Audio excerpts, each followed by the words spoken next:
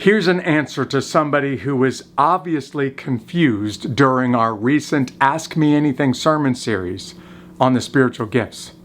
We talked a lot during that sermon series about the gifts of speaking in tongues and the gifts of prophecy. And somebody asked the question, if speaking in tongues isn't biblical, this is their language, not mine, then why did Paul write an entire chapter in the book of 1 Corinthians on it?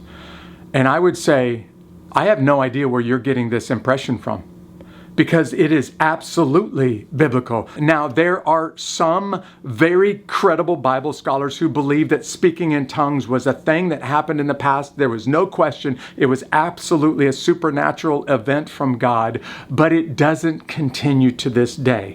Maybe that's what they're referring to. But that language from the cessationists, those who believe that the manifestation of the Holy Spirit as it's depicted in Acts and some of those spiritual gifts in the New Testament ceased, that's what cessationist refers to.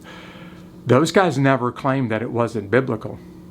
And I'm a guy who believes that it continues to this day, although I'm very, very cautious and highly concerned about the way that some churches and some Christians use this, or I would say attempt to misuse the Bible to justify their experiences. It's their experience and not the scriptures that they are pursuing.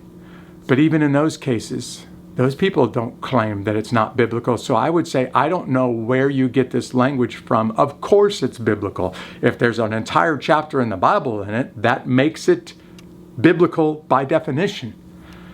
But there are some who believe what happened during Bible times ceased after the death of those last living followers of Jesus. And I'm not one of those guys, so that's my answer to your question. Thanks.